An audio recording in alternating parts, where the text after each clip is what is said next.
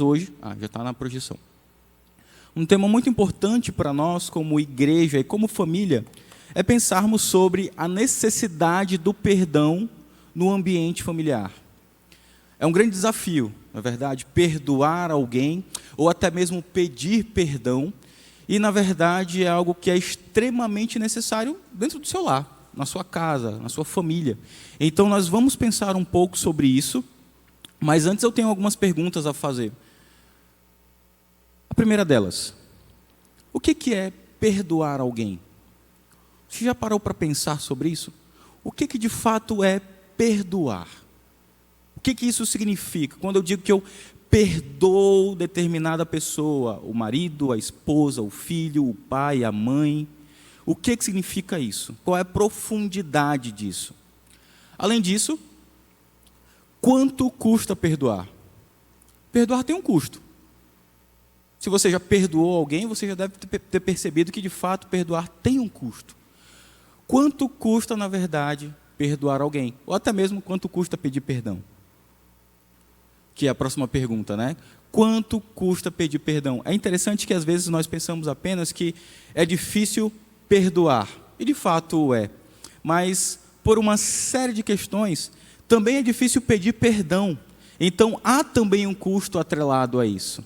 Às vezes devemos lidar com o orgulho, devemos lidar com as justificativas que criamos em nossa mente para um erro, para um pecado, para uma falha, para algo que cometemos que às vezes nós colocamos que é em resposta daquilo que o outro cometeu.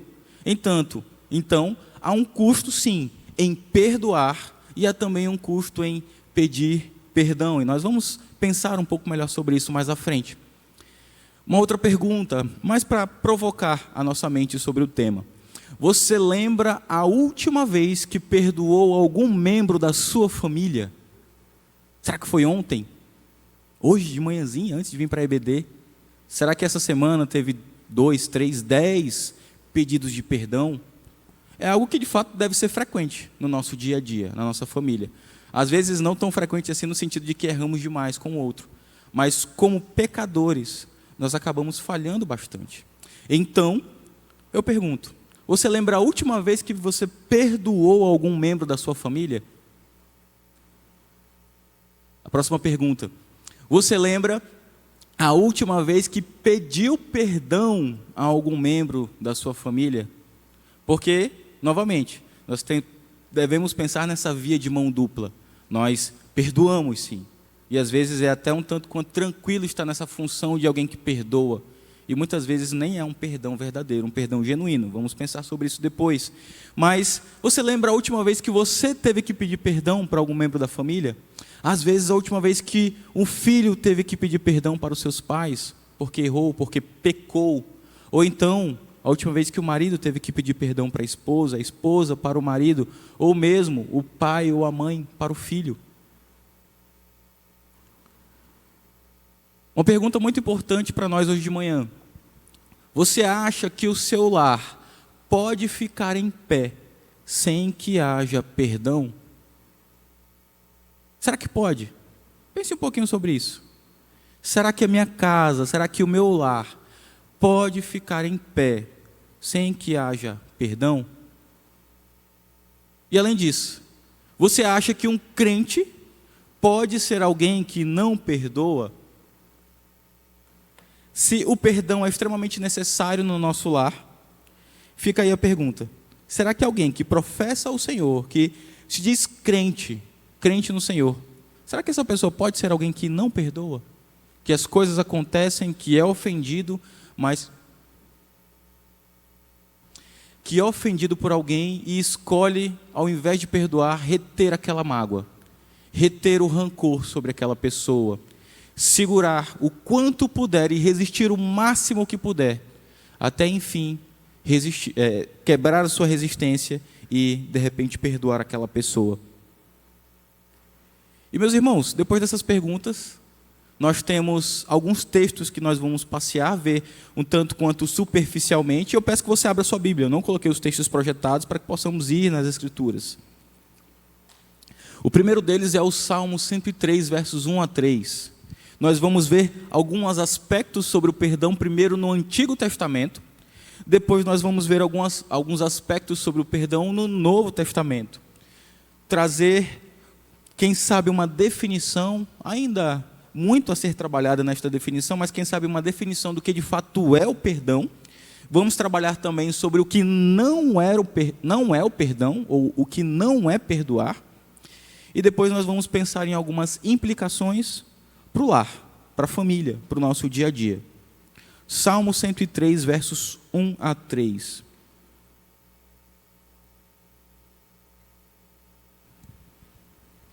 Alguém com a voz bem impostada que se habilite a ler.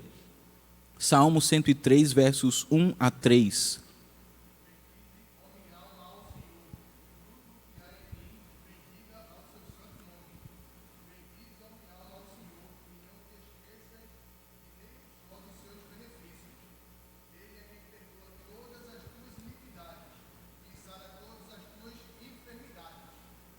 Amém, meus irmãos. Salmo 103, verso 1 a 3. E é interessante que esse salmo vem trazer algo muito importante para nós. Primeiro, o salmista ele está louvando ao Senhor. Bendize, ó minha alma, ao Senhor. Tudo que é em mim, bendiga o teu santo nome. E não te esqueças do que? Dos teus benefícios. E no salmo ele vai elencar alguns benefícios. E o primeiro dos benefícios que ele elenca aqui, que ele coloca aqui diante de nós é ele quem perdoa todas as tuas iniquidades e quem sara todas as tuas enfermidades. Ele está dizendo para a sua própria alma, está dizendo para si mesmo, olha, bendiga ao Senhor, porque Ele te dá muitos benefícios. E dentre eles, sabe qual é o primeiro que eu posso dizer para você? Ele perdoa você da sua iniquidade, Ele perdoa você do seu pecado. E a palavra iniquidade aqui é perversidade, depravação, culpa, pecado. É Ele quem nos perdoa de tudo isso. Salmo 130, versos 3 e 4. Uma outra pessoa que se habilite a ler. Salmo 130, versos 3 e 4.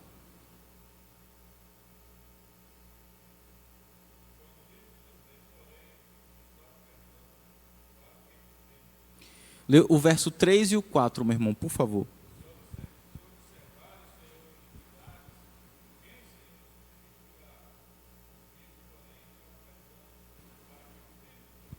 É interessante que novamente aqui está o contraste, né? Se o Senhor observar iniquidades, quem subsistirá? Quem estará diante do Senhor se Ele de fato observar as iniquidades? Mas aí nós sabemos a resposta muito mais clara, porque as Escrituras vão desenvolvendo este conceito para nós. Por isso que nós vamos depois pensar no Novo Testamento também. Contigo, porém, está o perdão. E onde está esse perdão? Em Cristo. Contigo, porém, está o perdão, para que te temam, mesmo diante das nossas iniquidades, com o Senhor está o perdão. E isso é para que te temam. Esse texto aqui eu vou ler, ele é um pouquinho maior, eu vou fazer a leitura, até para trazer alguns aspectos aqui do contexto para os irmãos. Números, capítulo 14, abrem sua Bíblia também.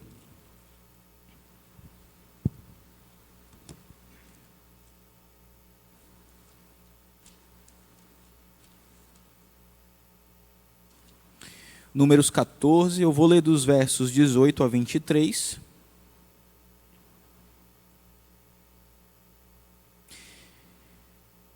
E qual é o contexto aqui? Você pode observar aqui na sua Bíblia, no capítulo 14, novamente o povo está se rebelando contra o Senhor, o povo novamente reclamando do Senhor, questionando o Senhor. E então Moisés começa a interceder pelo povo. Nós temos aqui esse papel do mediador, daquele que é o intercessor. E nesse contexto, nós temos a fala do verso 18 ao verso 23. E aqui, na verdade, é um diálogo do Senhor com Moisés, ou de Moisés com o Senhor.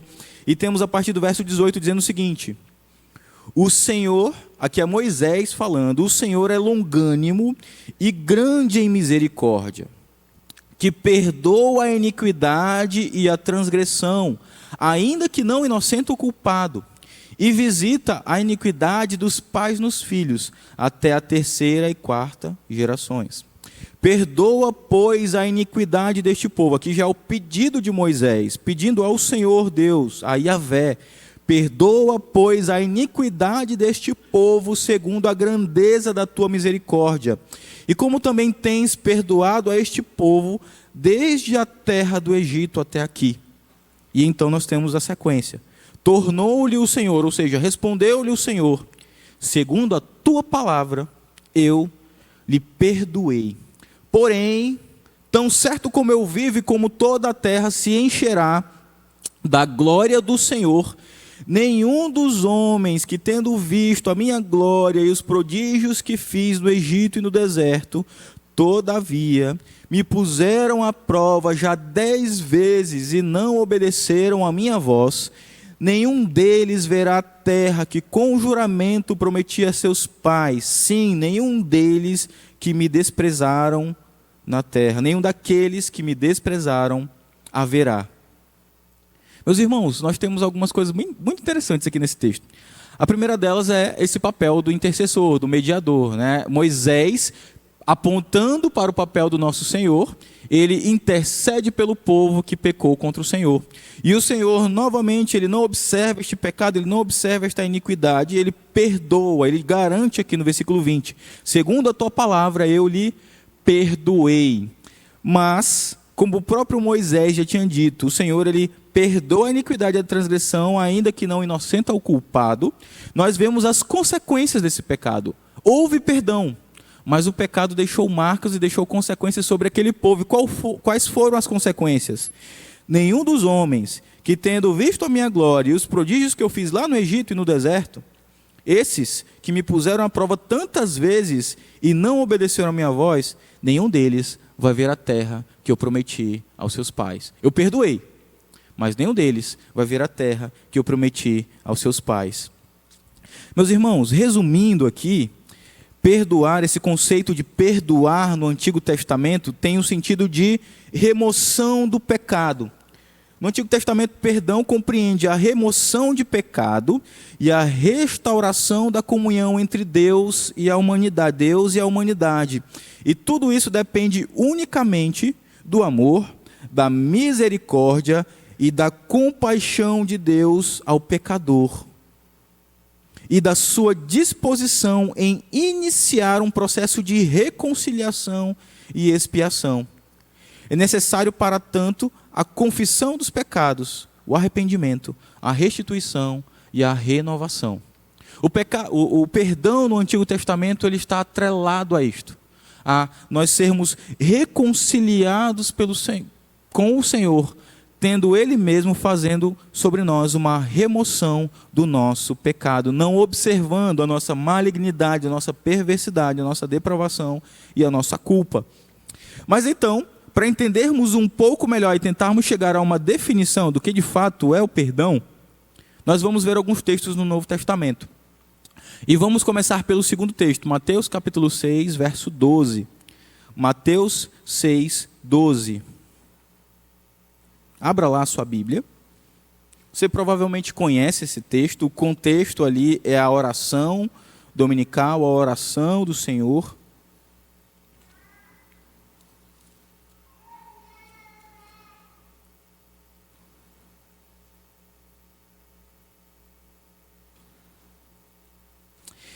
E diz assim, Mateus 6,12, perdoa-nos as nossas dívidas, assim como nós temos perdoado aos nossos devedores.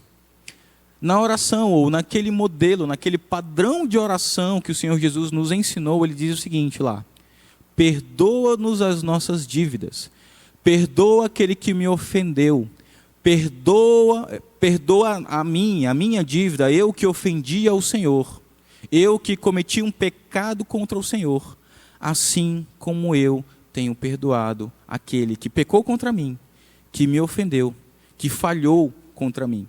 É interessante a ligação das duas coisas. E aqui é uma oração ensinada pelo nosso Senhor Jesus. Mas aí eu peço que alguém abra lá em Efésios capítulo 4, versos 31 e 32.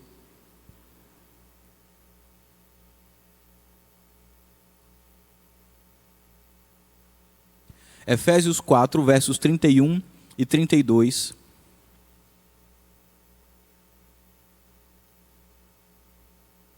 Quem achar, pode ler aí em alta voz.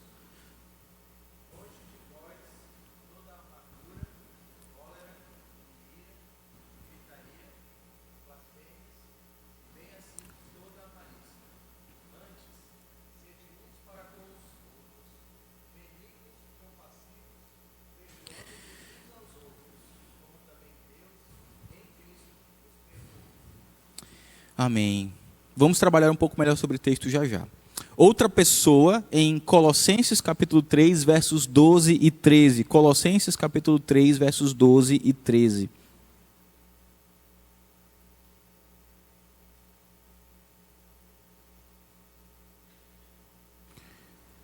Colossenses 3, versos 12 e 13.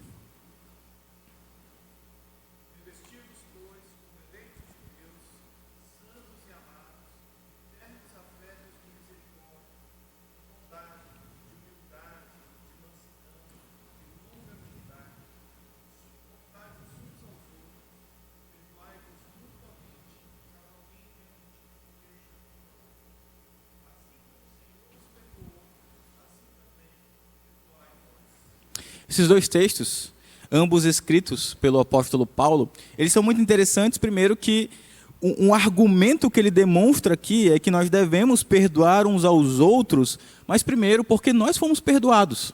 Nós vemos isso de forma muito ainda superficial no Antigo Testamento, mas o fato de que o perdão está atrelado ao Senhor Deus nos perdoar. Ele toma a iniciativa em nos perdoar, em nos redimir de nosso pecado. E então o argumento bíblico no Novo Testamento é: olha, tendo em vista que você aprendeu que você é perdoado, agora você deve perdoar. Você foi perdoado pelo Senhor. Em quem? Em Cristo, como é falado aqui em Colossenses. Na verdade, como é falado aqui em Efésios.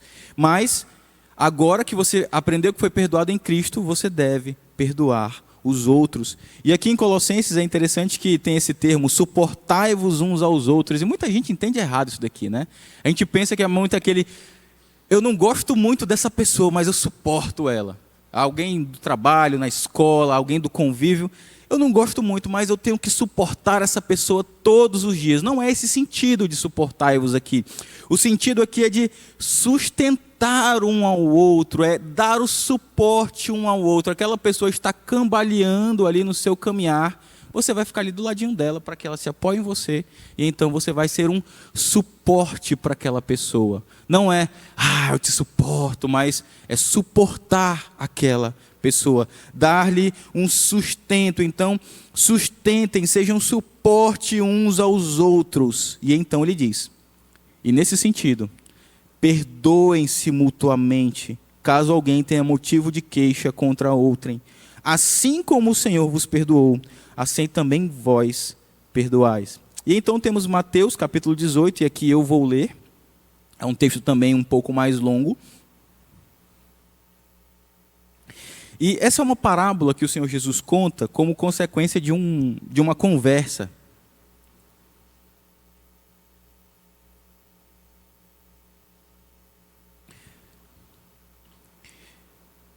Pedro chega para o Senhor e pergunta o seguinte, lá no verso 21, você pode ver isso.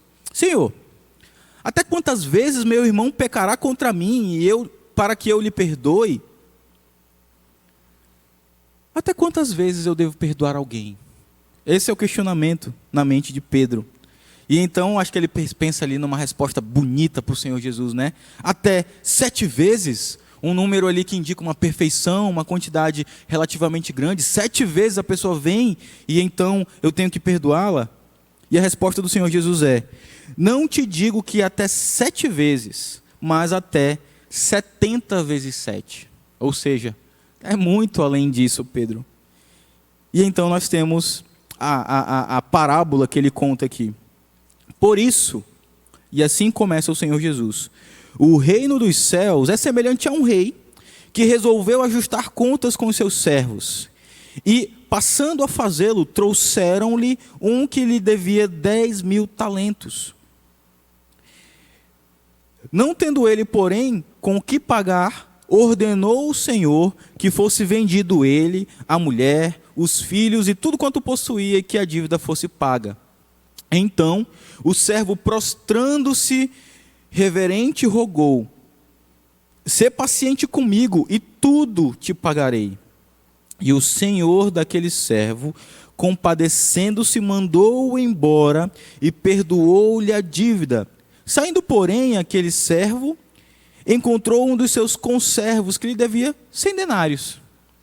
e, agarrando-o, sufocava, dizendo: paga-me o que me deves.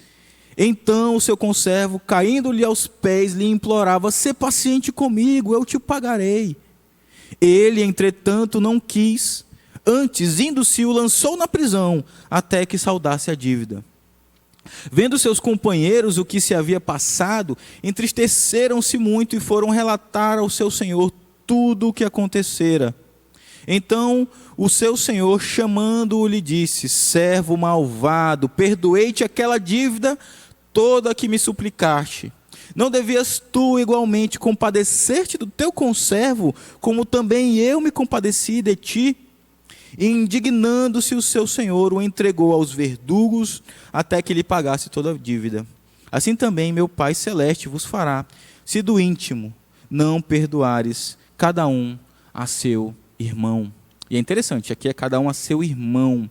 Ele está falando aqui num contexto de igreja. Mas, meus irmãos, qual é o contexto principal dessa passagem? Há uma pergunta entre os discípulos: e aí? Quantas vezes eu devo perdoar?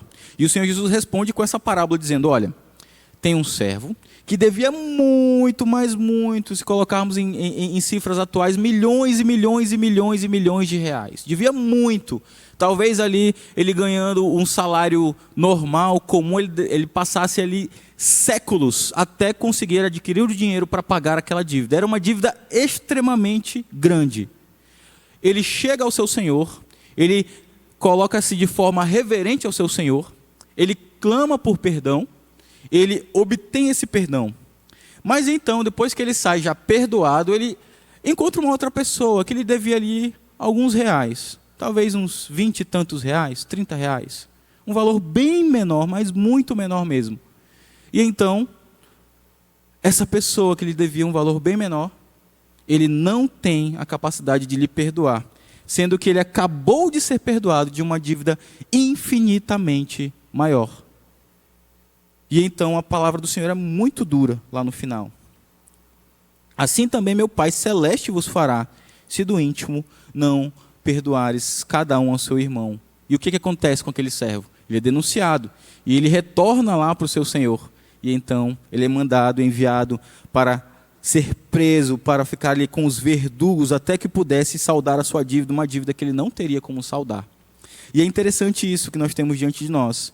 E, em resumo, meus irmãos, o perdão, em uma perspectiva mais vertical, sabemos que tudo envolve o Senhor. Mas, resumindo em uma perspectiva mais vertical, o perdão é uma necessidade nossa. Primeira coisa que você deve pensar: eu preciso de perdão. É uma necessidade sua, é uma necessidade minha, é o que nós precisamos. Fomos os crentes em Cristo perdoados, mas sabemos que o nosso Senhor continua agora à destra do Pai, como temos aprendido aqui, e continua a interceder em nosso favor. Por quê? Porque você pecou algumas vezes essa semana. Você pecou, muito provavelmente ontem, em pensamento, em ação, em omissão. E esses seus pecados, pela intercessão de Cristo, o Senhor os perdoa ainda. Não somente aquele pecado que o levaria para o inferno, mas esses outros que também o levariam para o inferno. Mas já como um crente no Senhor, como ainda pecador, você é perdoado diariamente pelos méritos de Cristo. Então o perdão é uma necessidade nossa.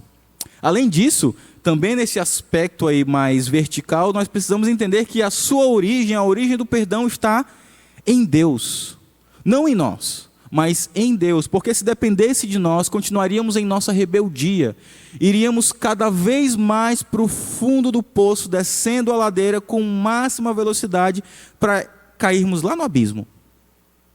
Então nós percebemos que desde o início, aqui, o perdão tem a sua origem no Senhor. Mas além disso, e nós podemos observar isso sobretudo nos textos do Antigo Testamento, o perdão está intimamente ligado à misericórdia do Senhor. Inclusive, alguns textos que lemos falam desse paralelo entre a misericórdia e o perdão, ou entre o perdão da iniquidade, o perdão do pecado, o perdão daquilo que foi feito contra o Senhor. O perdão está intimamente ligado à misericórdia de Deus. E como vimos lá no Salmo 103, é um benefício dado a nós, é um presente, é um dom dado a nós. Obviamente um dom que custa Cristo. É pelos méritos de Cristo. Mas é um dom, é um presente dado a nós. Mas, numa perspectiva mais horizontal, podemos ver, em alguns dos textos que lemos, que o perdão é uma ordem. É um imperativo do Senhor para nós. Vimos isso nessa parábola, vimos isso em Efésios, vimos isso em Colossenses, vimos isso inclusive na oração do Senhor, o princípio ali estabelecido, que eu devo perdoar. Eu fui perdoado. Consequentemente, eu devo perdoar. É uma ordem, eu não tenho como fugir disso. Muitas vezes, e isso faz parte do nosso dia a dia, infelizmente, nós resistimos a conceder o perdão, mas ele deve fazer parte da nossa prática cristã. E esse é o segundo ponto ali. Deve fazer parte de nossa prática cristã. Além disso, o argumento é que devemos perdoar porque fomos perdoados. Justamente aquilo que nós estávamos falando. O Senhor nos perdoou em Cristo e como consequência disso, por reconhecer o tamanho da minha dívida e que aquilo que o outro pode me dever não se compara a isso, eu perdoo o meu irmão, eu perdoo o membro da minha família. E além disso, o paradigma é o perdão obtido em Cristo. Esse é o principal argumento. Você pode pensar em uma diversidade de argumentos. Minha vida era tão ruim antes, mas a minha vida é melhor hoje. Antes eu não conhecia um povo tão maravilhoso quanto esse que eu tenho ao meu redor. É um privilégio fazer parte da igreja, por isso eu vou perdoar os meus irmãos. A minha família é tão boa, como que eu posso não perdoar a minha esposa? Como que eu posso não perdoar os meus filhos? Mas, queridos, esses argumentos todos, eles orbitam ao redor. Qual é o argumento principal? Qual é o principal paradigma? Não é o seu amor pelo seu ente querido, mas é o perdão obtido em Cristo. Porque muitas vezes no momento da discussão você não está ali fluindo de amores por aquela pessoa, você não sente um sentimento chamado perdão, mas você precisa tomar uma atitude, uma decisão, você precisa agir e então perdoar a pessoa. Se depender do amor, se depender do carinho, queridos, nós não vamos perdoar. Talvez depois que a poeira baixe, depois de uma longa conversa, depois de alguns dias, nós vamos resistindo até que a nossa mente está mais tranquilizada e então viemos e perdoamos. Mas o paradigma estabelecido é o perdão obtido em Cristo. E meus irmãos, dando continuidade, nós precisamos pensar sobre algumas coisas. E a primeira delas é, estamos falando sobre perdão até aqui, vimos várias coisas na Bíblia.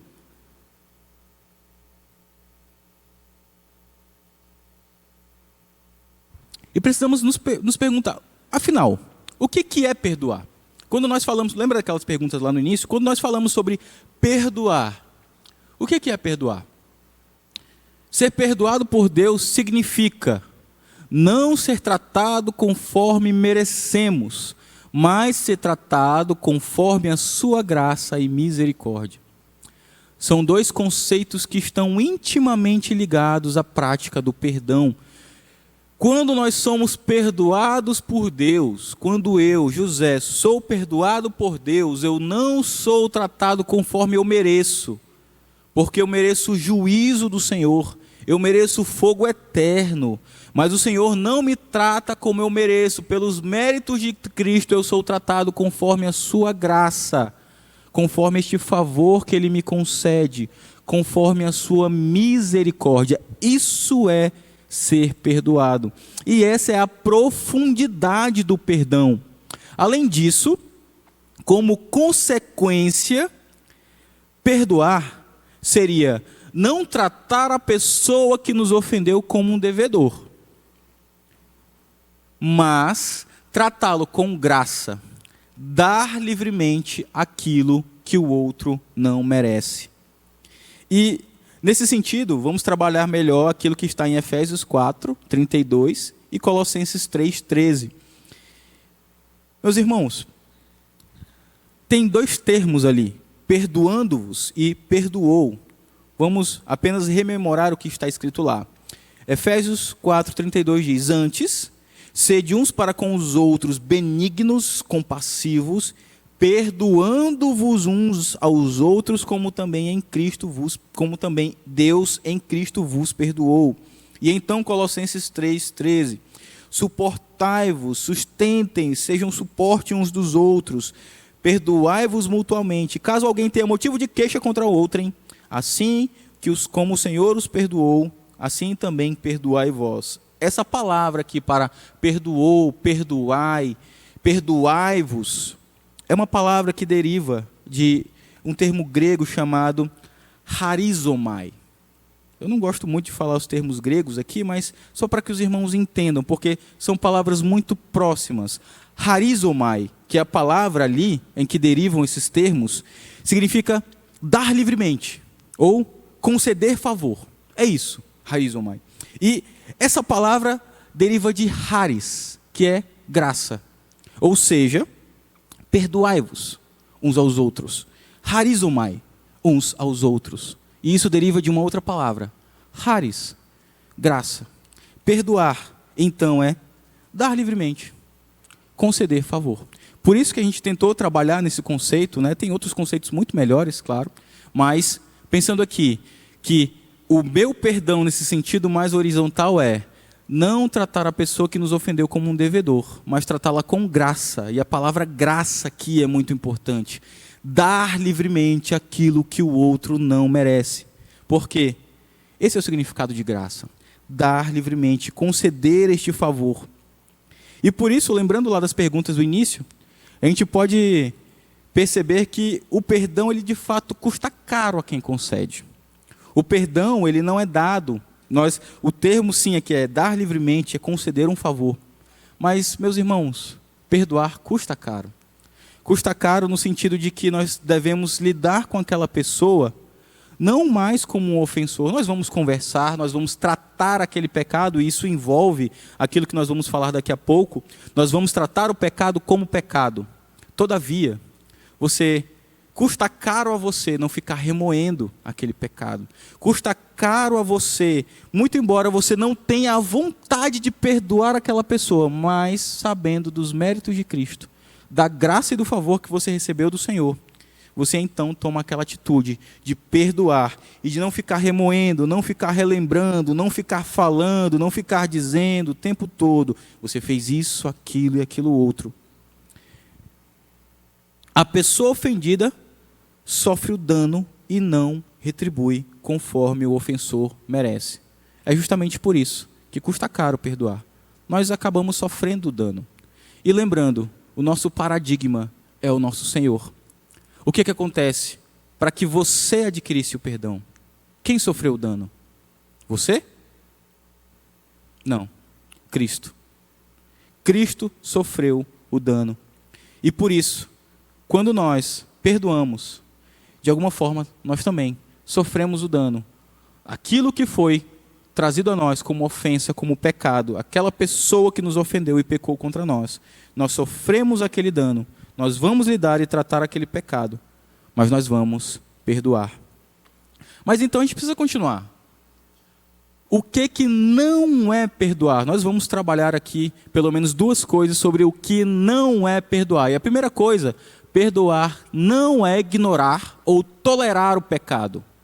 Já abra sua Bíblia aí em Mateus 18, versículo 15.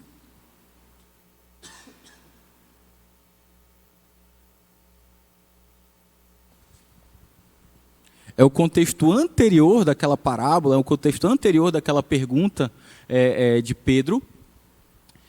Mas antes disso, tem essa citação na tela de um autor chamado J. Adams. Ele escreve vários livros sobre aconselhamento bíblico. Ele tem um livro bem interessante, na verdade dois. A Teologia do Aconselhamento Bíblico, em que ele trata lá, faz um pequeno tratado sobre o perdão, o que é o perdão, trabalha várias coisas sobre o perdão. E além disso, ele tem um outro livro, De Perdoado a Perdoador.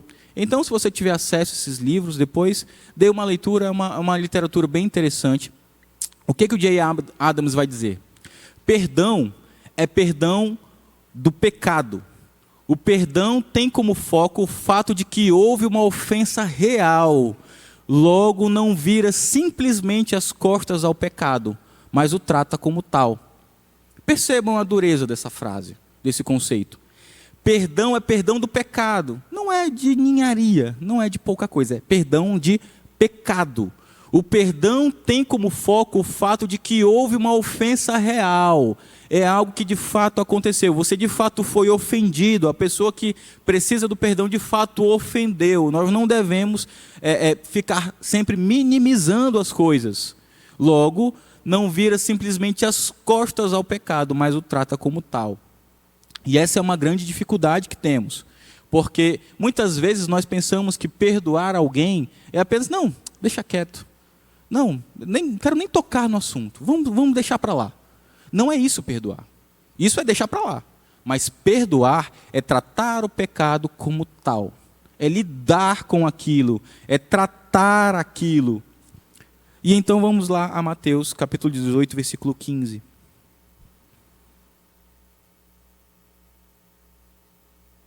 Diz o seguinte a palavra do Senhor: se teu irmão pecar contra ti, vai arguí-lo entre ti e ele só.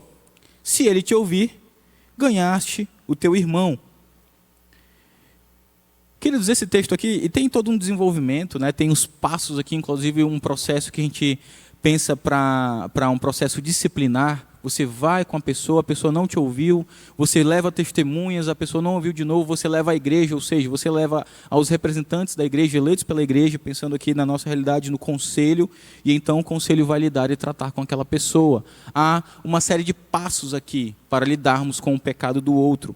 E nós não vamos tratar exatamente isso, mas apenas o versículo 15, que é o quê? Se o teu irmão pecar contra ti, a sua função é ir até ele. E o que significa arguí-lo? Repreender severamente, admoestar, reprovar, mostrar para alguém a sua falta. Isso é sério.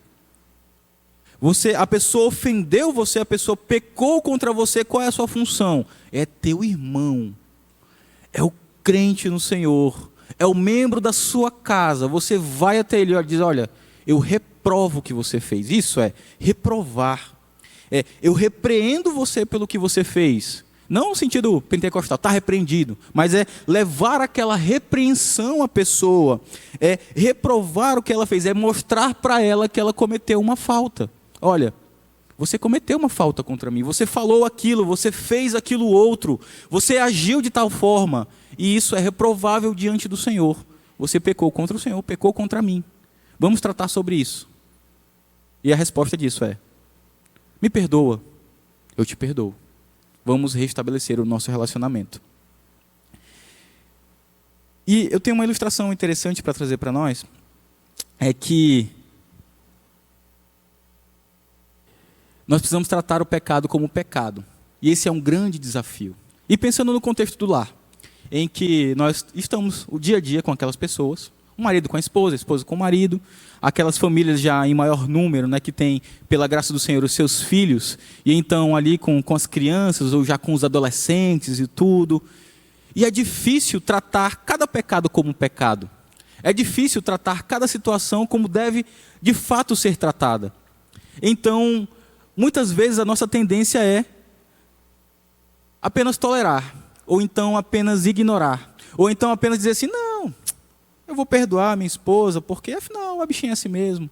Ela é assim, ela foi criada desse jeito, é o temperamento dela, é o jeito dela, ou então é o jeito dele. Fazer o quê? O bichinho é assim. E então nós vamos diminuindo aquele fato, nós vamos ignorando, apenas tolerando. Mas, meus irmãos, aí está uma das grandes fontes de amargura, porque você vai tentando tolerar, e você até consegue por um tempo, mas chega um momento que aquilo é insuportável, e você não consegue mais tolerar aquilo. E às vezes há um grande conflito no lar, porque o pecado não foi tratado como pecado, e você não chegou e repreendeu aquela pessoa da forma devida, mas você foi ali apenas tolerando dia após dia, e não, mas o bichinho é assim mesmo, atenuando isso. Isso, de fato, a gente vai já já pensar um pouco melhor sobre esse ponto. Pedir perdão não é pedir desculpas. E aqui tem, digamos que um diálogo fictício aqui. Por exemplo, dizer, eu pequei contra você nisso e naquilo, e você me perdoa? Exige uma resposta. Sim, eu perdoo. Ou seja, não dar ou retribuir ao ofensor conforme o pecado cometido.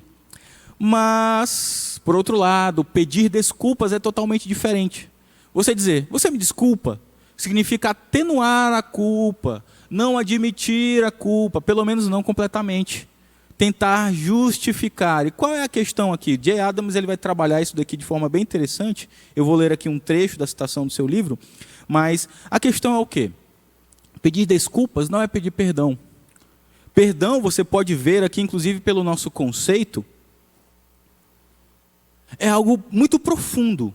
É algo que está ligado com o nosso relacionamento com o Senhor e depois o nosso relacionamento com o próximo, com a família, com o irmão.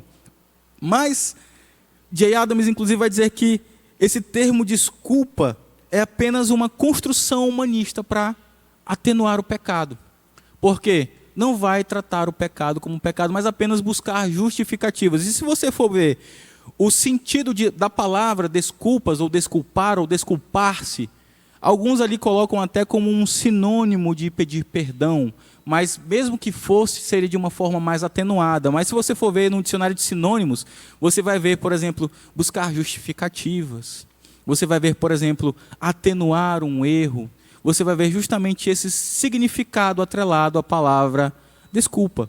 Então nós devemos ver os termos certos e, sobretudo, o princípio que está por trás disso.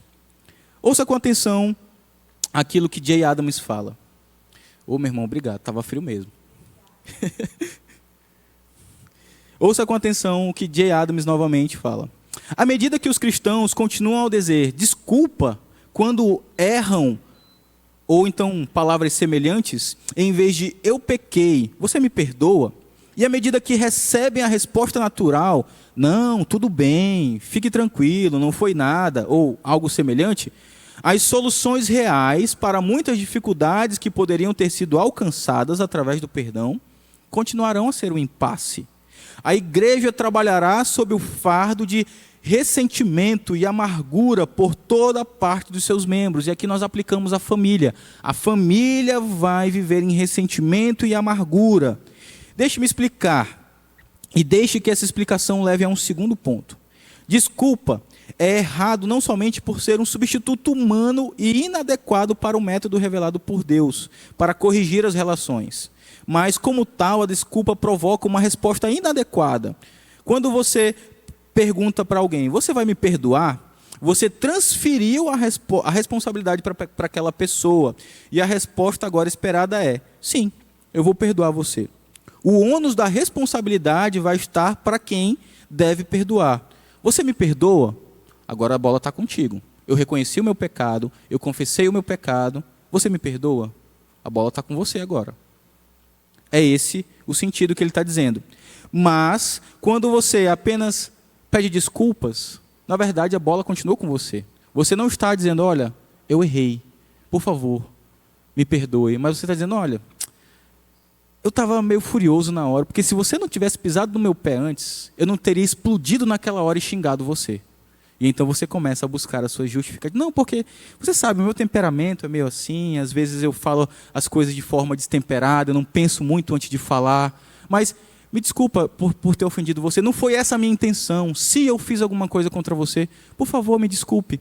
E então nós começamos a ir ao redor, e então começar a atenuar e não trabalhar as coisas como devem ser feitas. Quando há o perdão de fato, Jay Adams vai continuar dizendo, ambas as partes, portanto, devem deixar a questão no passado. E a resposta adequada é, sim, eu vou perdoar você. Como o perdão de Deus, e aqui ele faz uma evocação a Isaías 43, 25. Como o perdão de Deus, dos vossos pecados e iniquidades não me lembrarei jamais. O perdão humano é uma promessa que é feita e deve ser guardada. É justamente isso. A profundidade e o significado do que é perdoar. Mas precisamos fazer algumas considerações sobre a necessidade do perdão no ambiente familiar. E, pensando nisso, o primeiro texto muito importante para nós é Efésios, capítulo 5, versos 22 até o verso 33. E abra sua Bíblia lá, por favor.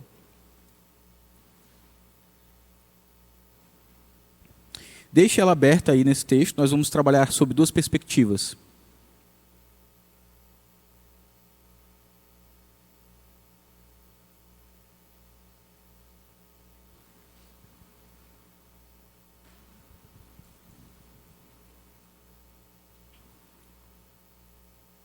Vamos começar do versículo 25, para depois a gente dar uma marcha ré e ir para o versículo 22.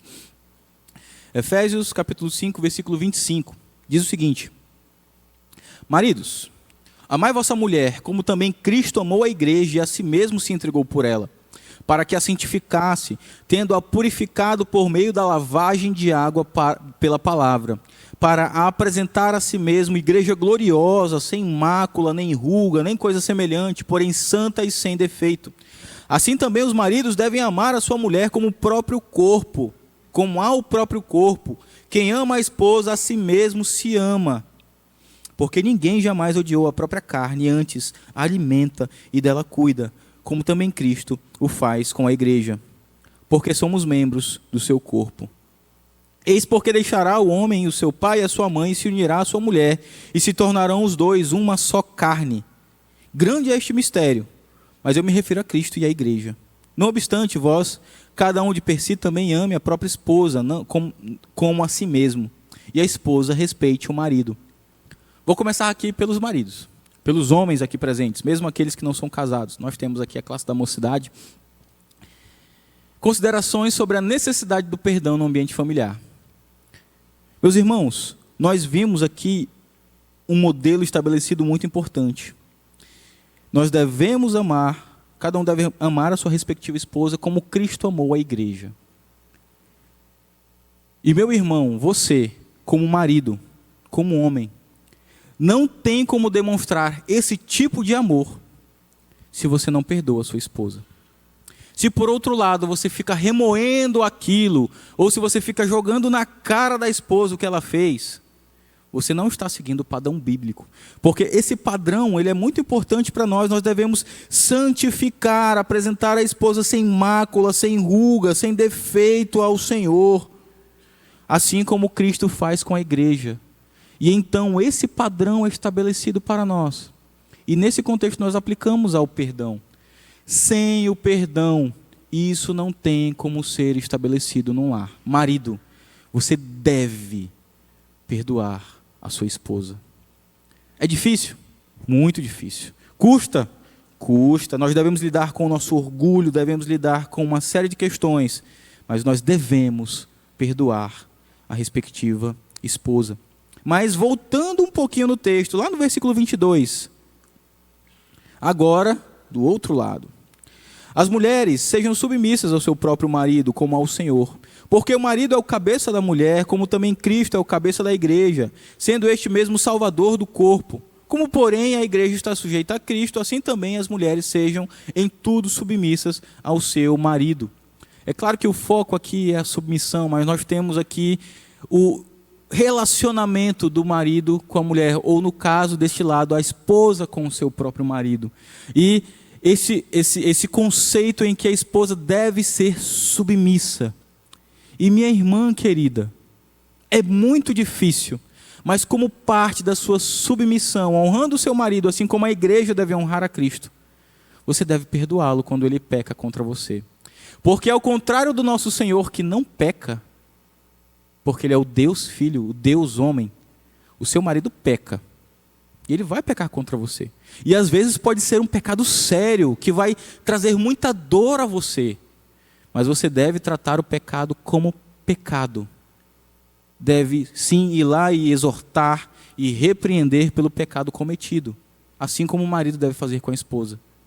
Mas levando o perdão. Novamente, se deixarmos de tratar o pecado como pecado e não perdoarmos como consequência disso, o ressentimento, a mágoa, o rancor vai estar começando a crescer cada vez mais no seu lar.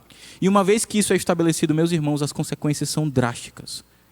É divórcio, lares destruídos, ou às vezes está ali todo mundo debaixo do mesmo teto, mas vivem vidas totalmente distantes, porque não conseguem mais conviver adequadamente. Isso é triste para nós. Isso é terrível para as nossas famílias, meus irmãos. Não permitamos que isso seja uma realidade sobre nós. Mas um grande desafio também é quando temos cônjuges descrentes. Nós precisamos pensar sobre isso. Aqui na igreja nós temos, principalmente irmãs, que o seu marido não é um homem crente. E como nós precisamos pensar e aconselhar nossas irmãs nesse sentido? Leve sua Bíblia até 1 Coríntios 7,14.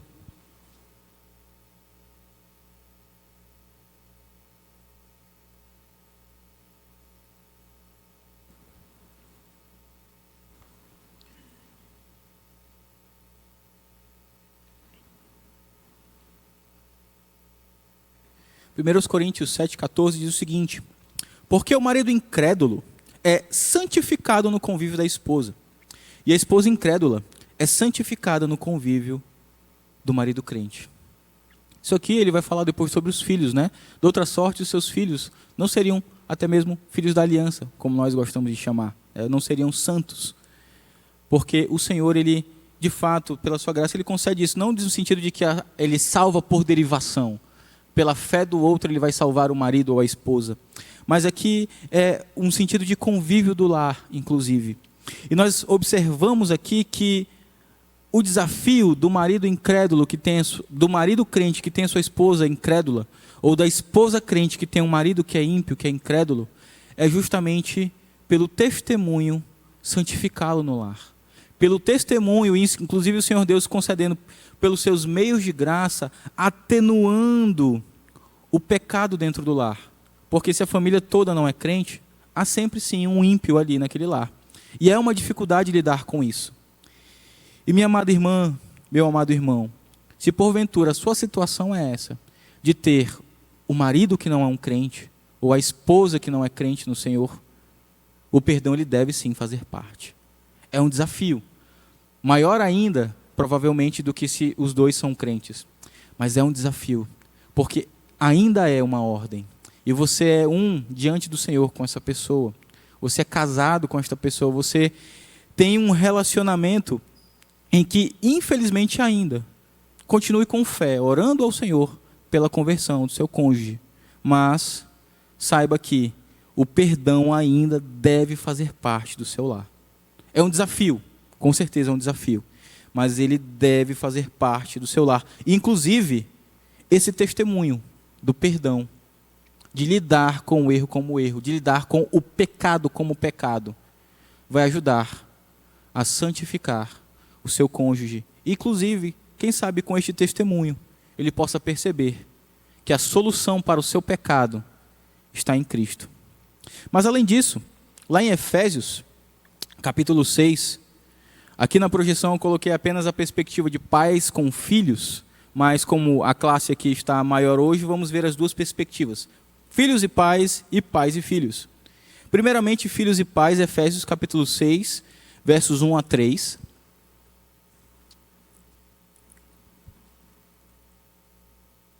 Efésios 6, um texto bem conhecido, diz o seguinte, Efésios 6, versos 1 a 3. Filhos, obedecei a vossos pais no Senhor, pois isso é justo. Honra teu pai e a tua mãe, que é o primeiro mandamento com promessa, para que te vá bem e sejas de longa vida sobre a terra.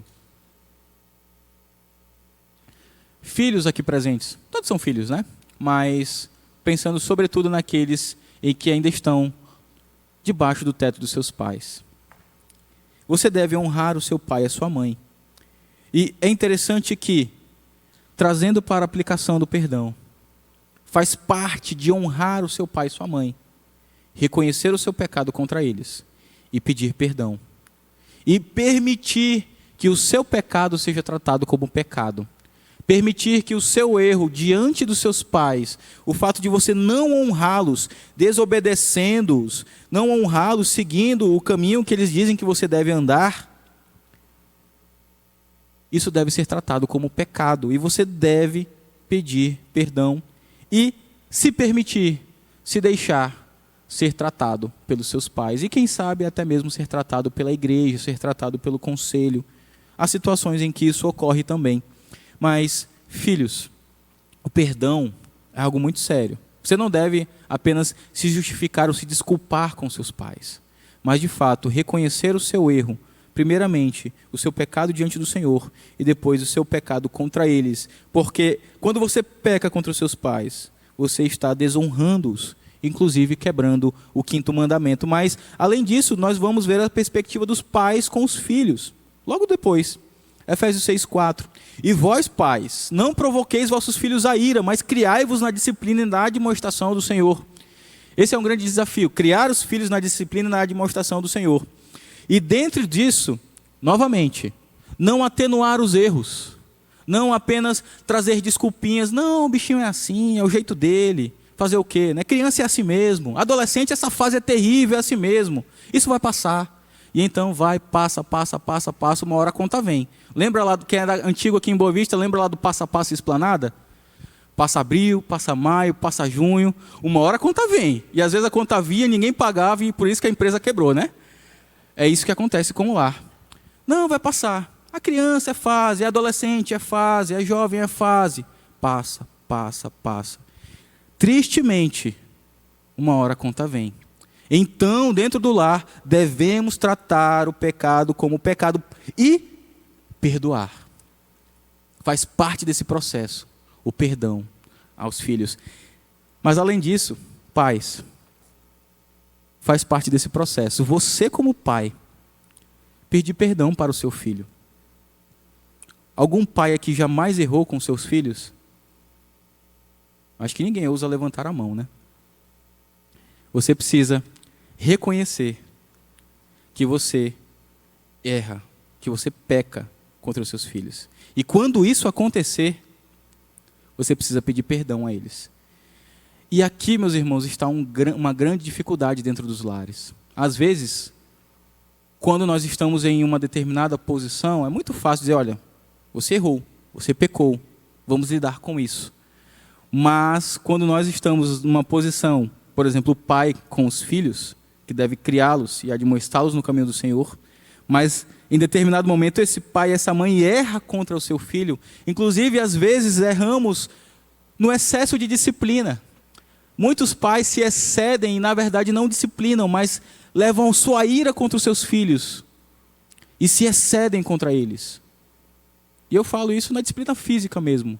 Ela deve ocorrer, é claro, mas deve ocorrer no temor do Senhor. Isso não deve ser uma forma de você aliviar o seu estresse sobre o seu filho e então descer a palmada nele. Não, você deve tratar o seu filho como deve ser tratado. E então, querido, quando você... Esse é apenas um exemplo. Quando você peca contra o seu filho, o desafio é pedir perdão a ele. Esse é um grande desafio para nós. E então, pensando aqui em algumas considerações finais, a importância da oração nesse processo. Meus irmãos, precisamos orar ao Senhor. Inclusive, como os discípulos falam nesse contexto, eles ouvem isso do Senhor Jesus e um deles fala, Senhor, aumenta-nos a fé. Diante de tudo isso, Senhor, aumenta a minha fé. A minha reação é essa. E então o Senhor Jesus inclusive ainda vai dizer, olha, quem tiver a fé como um grão de mostarda vai dizer para essa montanha, mova-se. E ela vai daqui para o outro lado. Esse é o significado, é isso que provoca aquela parábola da fé que move montes, move montanhas. Mas, meus irmãos, oremos ao Senhor. Senhor, aumenta a minha fé. Eu preciso da capacitação do Senhor, porque de mim mesmo eu quero mais é que tudo se exploda. De mim mesmo eu não quero perdoar, eu quero jogar na cara mesmo. De mim mesmo é muito mais fácil só ignorar e fingir que isso não está acontecendo e deixar para lá. Uma hora a conta vem e quando vier, se eu tiver como pagar, eu pago. Se não, deixa para lá também. A nossa tendência como pecadores é essa. Mas precisamos orar ao Senhor para que nos fortaleça. Além disso, meus irmãos, precisamos lembrar que o orgulho é um dos grandes inimigos do perdão. É um dos grandes inimigos. E é justamente isso. Muitas vezes eu tenho dificuldade de pedir o perdão, de reconhecer o meu pecado, por causa do outro pecado, do meu próprio orgulho. Eu não quero reconhecer que eu pequei. E então, eu não vou com aquela pessoa. Aí eu vou me desculpar. Eu vou elencar uma série de justificativos. Ah, mas eu não sabia direito. Ah, mas aquele dia foi estressante, por isso eu fiz isso e aquilo. E nós começamos a nos desculpar e arranjar justificativas. Porque o nosso orgulho labuta contra nós dia após dia. Precisamos entender isso e novamente orar ao Senhor e lembrar daquela parábola do fariseu e do publicano. O publicano, aquele pecador miserável, ele chega diante do Senhor e diz: Senhor, sê propício a mim, pecador. Eu não mereço nem olhar para os céus, eu estou aqui de cabeça baixa, sê propício a mim, pecador, Senhor. E então aquele fariseu, em toda a sua jactância, em toda a sua soberba, ele diz: ah, Senhor, que bom que eu não sou como esses demais pecadores e roubadores, e nem como esse publicano, pecador miserável.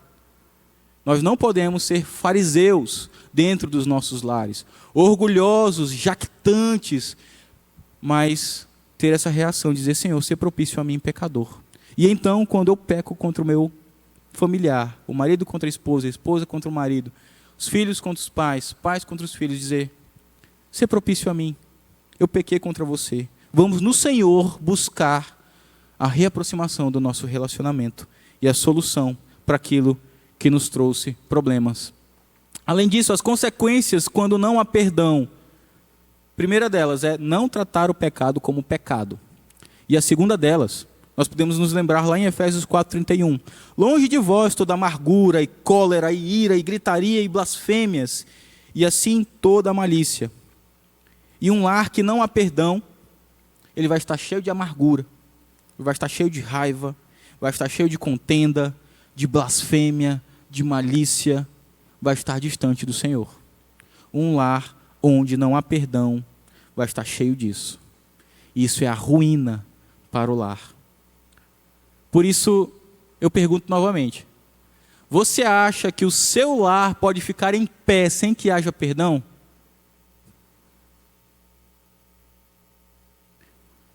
Você acha que um crente pode ser alguém que não perdoa?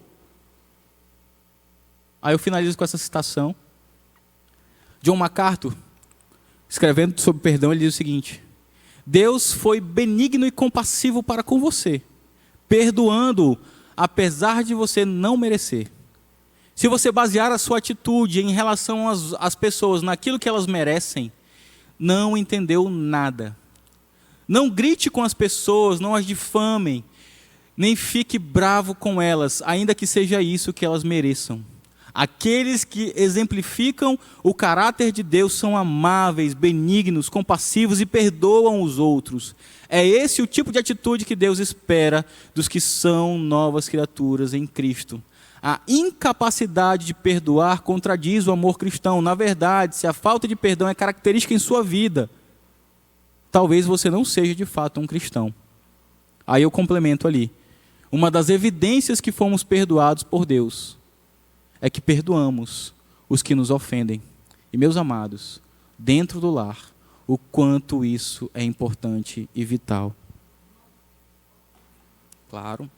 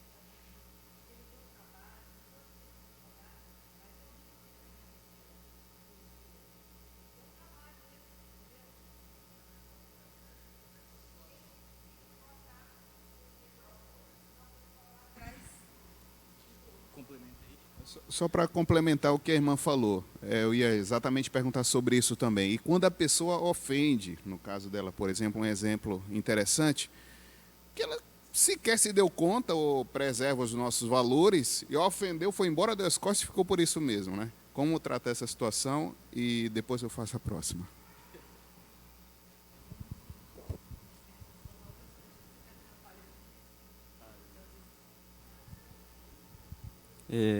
No caso, eu queria só compartilhar uma reflexão minha que tem a ver com isso, né? Quando os nossos direitos são ofendidos, né? Eu estava na fila do banco lá no Tribunal de Justiça e aí tinha dado um problema no sistema e eu já estava esperando tipo umas 3 horas lá, esperando. E aí apareceu uma senhora que parecia ter mais de 60 anos, então ela teria direito de passar na frente de todo mundo, né? E aí ela chegou, falou com a guardinha, olha, eu posso ser atendida tipo assim, posso ter preferência, prioridade? Aí a guarda, né, perguntou, a senhora tem quantos anos? Eu tenho 50 e tantos, né? Aí a guarda falou, olha, a senhora não vai poder, a senhora vai ter que ficar esperando na fila, porque a senhora não tem direito de passar na frente. E ela parecia ser bem mais velha, assim, né? Eu acho que por causa da vida, não sei. E aí ela baixou a cabeça, viu que tinha muita gente, né? E o sistema estava fora, ela foi embora. Só que aí houve a troca, demorou tanto que houve troca de turno, né? Do pessoal da segurança. E aí era um outro rapaz da segurança. Ela retornou, depois de horas, ela retornou. E aí ela foi lá, perguntou do guardinha, olha, eu posso passar na frente? O sistema já tinha voltado. E aí o guardinha olhou para ela, né? Falou, claro, a senhora pode passar na frente. Aí ela abriu o sorriso, né? Passou na frente. E eu fiquei pensando naquilo, cara, não é possível, velho. Que absurdo. Eu comecei a julgar a senhora, né? Que absurdo, que injustiça é essa? Eu estou aqui há quase 4 horas, está todo mundo aqui na frente, essa senhora, pelo amor de Deus. Fiquei pensando, né? Eu vou falar com ela. Isso é injustiça demais. Aí depois eu fiquei pensando, refletindo nisso, né? Que assim, cara, tá certo, era meu direito passar na frente dessa senhora, porque eu estou há mais tempo que ela. Mas será que seria sensato da minha parte, eu sendo... Percebam, eu estou fazendo uma reflexão, não estou dizendo... não estou dando a resposta para a pergunta de vocês. Mas eu fiquei pensando, cara, eu sou bem mais novo que essa senhora. Essa senhora, pela aparência, não teve uma vida fácil. Tá certo que ela não teria direito de acordo com a lei. Mas não seria mais sensato da minha parte deixar ela passar? Deveria ser um ato voluntário meu. Falar, a senhora não tem direito pela lei, porque a senhora não tem 60 anos. Mas passe na minha frente, porque eu tenho mais vigor que a senhora. Seria mais ou menos nessa reflexão. Mas eu acho que ela deveria ter sido mais educada, para você também... Mas a reflexão é exatamente nesse sentido de que, às vezes, e aí tem a ver com a pergunta de vocês, por isso que eu fiz isso, que às vezes os nossos direitos são violados. Mas, às vezes, dependendo da situação, não toda a situação, a gente, claro, nós não fomos redimidos para virar uma pessoa assim tão inocente e que todo mundo faz o que quer. Não, mas é no sentido de que eu devo ponderar como redimido, entendendo a questão do perdão, que há situações onde é mais sensato eu arcar com aquele custo, né, e deixar aquela coisa passar, do que ir ao tribunal procurar uma resposta. Não estou dizendo que a senhora não deve, mas há situações onde nossos direitos são violados e que a gente às vezes confia tanto no Estado, ele vai fazer justiça na minha... que é uma coisa tão pequena. E a gente vive numa sociedade onde tudo vira processo, né? Tudo vira processo, você não pode fazer nada que a gente já pensa em entrar com um processo como se fosse justiça. E aí entra em outra questão, o que é justiça no final das contas, né? Não é uma resposta, é uma reflexão. Só lembrando que o Zé colocou bem, existe a diferença entre você perdoar e as consequências do pecado. Aí a gente traz dois servos, grandes não, 2 servos de Deus. A Bíblia conta que Eva estava lá, em comunhão com Deus. Davi, o homem segundo o coração de Deus. Ambos pecaram. foram perdoados? Foram perdoados por Deus. Tanto é que de Eva vem o quê? O filho vem o quê? A salvação, né? De Eva. Então vem o perdão, Deus perdoou Eva. De Davi vem o quê? Cristo. Mateus já abre a genealogia falando o quê? Jesus, da genealogia, filho de Davi, né? Vem Salomão logo depois de Davi, que também foi um que errou feio. Todos servos de Deus, ninguém está falando de ímpio aqui. Todos foram perdoados. Mas Eva trouxe morte, não só a casa dela, mas a humanidade. Davi, a Bíblia fala que foi um homem segundo o coração de Deus. Deus perdoou, mas a espada não se apartou mais da casa dele. Então, assim, existem consequências, e quando nós também em casa somos indolentes com alguns pecados, a consequência também virá. Tanta falta do perdão traz consequência, mas eu tenho que lembrar que eu perdoo, mas existe também, eu tenho que enxergar aquilo ali, porque pode trazer consequência se eu não tratar pecado como pecado, né? Essa irmã, essa moça aí, essa senhora aí, podia estar só acabada do tempo, né, ô Luiz? Não que a vida tenha trazido a ela sofrimento, mas ela podia ser uma festeira aqui. Mas tudo bem, né? Não, e meus irmãos, para finalizar, até pelo decorrer da hora, inclusive algum pai aí que... Você vai falar? Vem aqui. Mas tem algo interessante aqui, em Mateus, quando ele fala assim: quantas vezes eu devo perdoar o meu irmão? 7 vezes? Não, 70 vezes 7. Então ali nós precisamos entender que há um contexto de eu devo perdoar o meu irmão. Então há aqui um princípio, inclusive, de diferenciar, em grande medida, o perdão entre o meu irmão em Cristo, como nós vamos nos tratar, e uma pessoa que não é ímpia, a pessoa que está lá fora. Muitas vezes, o coerente é sofrer o dano por uma determinada situação. Mas outras vezes, sim, eu vou entrar com um processo, né? Alguém ofendeu você em determinada situação, você vai entrar com um processo.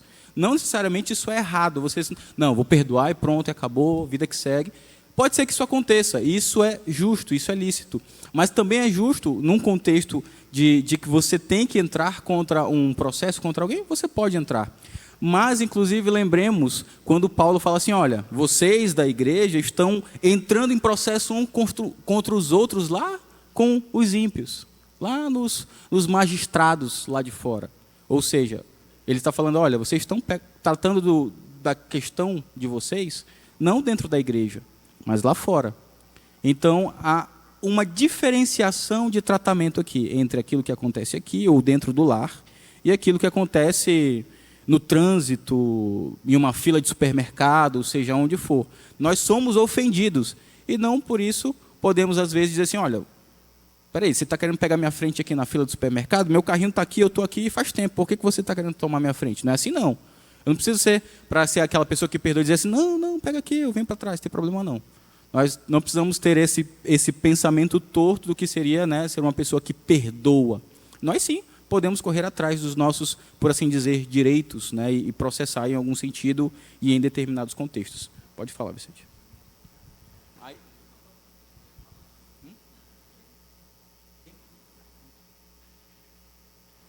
Vou liberar os pais. Vai ser rapidinho, umas 3 horas aqui, a gente termina. Até 1h da tarde. Não, irmão, só compartilhar com a igreja, quando nós vimos, no momento aqui do estudo, aquela questão dos pais, né, dos pais pedirem perdão dos filhos. Porque nós somos pais hoje, né, nós sabemos, né, que muitas vezes isso é difícil, pelo fato de ser pai, de ser líder, a gente acha que sabe muita coisa. E eu queria compartilhar com os irmãos algo que eu passei com o meu velho pai. Não lembro o ano, mas eu tinha, acho que 11 para 12 anos. Hoje eu estou com 40, vou fazer 48, então os matemáticos aí depois pode calcular. Mas eu devia ter 11, 12 anos, E eu lembro que a gente estava saindo, a gente estava ali no centro, eu lembro até o local, aquele sinal de pedestre ali da Praça do Centro Cívico, que fica próximo ao Banco Santander, que tem uma casinha que tira foto, bem antiga ali, né, naquele sinalzinho. Né, eu lembro, era um Chevette cinza, se eu não me engano, aquele Chevette antigo, vocês verem como fica na memória, né? Então eu estava no banco de trás, nessa época acho que o Mano estava estudando ainda, fazendo faculdade, né, Mano? Acho que estava viajando. E eu vi no supermercado um pôster assim, que naquele dia ia estar acontecendo um show de um humorista, acho que os mais antigos, Ari Fontoura, não? Ari Fontoura, né? Acho que já até faleceu, né? Por sinal, um péssimo comediante, né? Que era muito imoral o cara, né?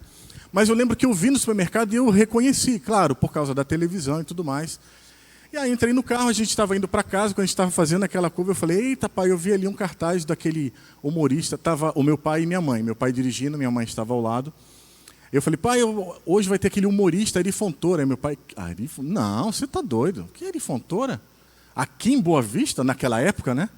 Aqui em Boa Vista? Não, acho que você viu errado, viu? Falei, não, pai, eu vi o cartaz. Falei, não, não é. E ele não viu nada de cartaz, né? Não, meu filho, não é o Ari Fontoura, não. Então, para resumir, eu falei, pai, ele falou, meu filho, fique calado. E não era o Ari Fontoura. Não tem condições de um cara desse, da Globo, vir para cá. Aí eu, na minha, né? Ali fiquei murcho, né? Amuado, né? Jururu, né? E aí aí chegamos em casa. Aí jantamos, tudo. Aí eu até esqueci, irmãos, porque nessa idade, né? 11, 12 anos, né? Aí eu fui para o quarto, acho que fui brincar ou fazer tarefa, não lembro. E depois da janta, meu pai foi assistir o Jornal de Roraima, aquele primeiro jornal da noite. E aí, para surpresa dele, o entrevistador chama quem para fazer uma entrevista falando do show que ia acontecer aqui em Boa Vista. O bendito do Ari Fontoura. Irmãos, eu estava no quarto, eu já tinha esquecido. Eu lembro que eu estava lá e de repente... Oi? Ari Toledo. Obrigado, Janice. Ari Toledo. Aí eu lembro que eu estava no quarto, eu só lembro... Bateu na porta, né? Aí eu lá, ele abriu a porta. Ô filho, ô pai, tudo bom? O pai pode entrar? Pode. Aquele jeitão dele, né? Aí eu até estranhei, eu falei, ué, eu quebrei alguma coisa dele, eu aprontei, já vou levar outra bronca, né? E aí ele entra, ele senta na cama do meu lado, e aí ele começa a falar, primeiramente o pai está aqui para falar com você e pedir perdão para você. Aí eu, como filho, a gente arregala o olho, né? O pai pedir perdão, né? Lembra que o pai falou que do humorista, enfim, tal. Então o papai acabou de ver o jornal e realmente ele está aqui e ele vai fazer um show aqui de comédia. Então o pai está aqui para pedir perdão para você, queria orar com você e dizer que de hoje em diante o pai nunca mais vai duvidar daquilo que você falar. Irmãos, aquilo foi assim, né? Claro, na hora, né? Como pecador também, eu me enchi, né? Eu disse, né? Pensei, eu disse, né? Eu falei, né? Claro que eu pensei, né? Mas por que eu estou trazendo isso e por que isso foi importante na minha vida? Porque até hoje eu lembro disso, né? Isso foi exemplo do meu pai, né? O grande pai, aquela pessoa que a gente se espelha, né? Os filhos espelham nos pais, tudo que eles fazem, as atitudes. Às vezes, como os pais, a gente está fazendo algo, a gente pensa que os filhos não estão olhando e observando, mas em tudo eles observam, até na adolescência. Então, eu só queria compartilhar, né, com os irmãos esse acontecimento da minha vida, e isso foi de grande lição. Para quê? Que meu pai era pecador, era falho, mas ele reconheceu um erro e, como pai, ele teve que baixar, vir, pedir perdão. Isso foi um grande ensinamento na minha vida e eu levo isso, né, até quando for. Obrigado. Amém. Obrigado, meu irmão. Marcelão, você pode vir à frente orar, meu irmão, agradecendo pela aula, para que o Senhor Deus nos abençoe. Eu sei que os professores já devem ali estar com as crianças, né, bem agitadas.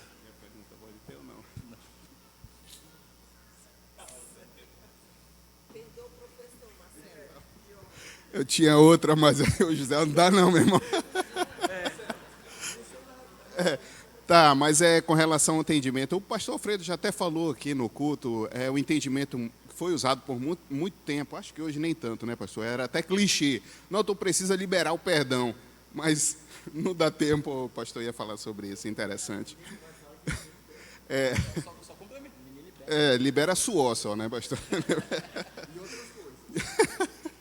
Vamos orar. Senhor Deus, te agradecemos pela tua graça, teu amor e misericórdia, Senhor. Te agradecemos pela vida do teu servo José, que se dispôs a, mais uma vez, Senhor, nos ensinar um pouco mais da tua palavra, daquilo que precisamos saber para andar nos teus caminhos, Senhor. Nos ajuda, Senhor. Reconhecemos a nossa pequenez, reconhecemos que somos falhos, pecadores, mas reconhecemos, sobretudo, Senhor, a nossa total dependência de ti, Senhor. Nos ajuda, Pai, nesta caminhada, a refletirmos a imagem de Cristo em nossas vidas, através dessas palavras, Senhor. Que elas venham prosperar para o propósito que o Senhor designou em nossas vidas, Pai. Este é o nosso desejo, no nome santo de Cristo Jesus que nós oramos. Amém.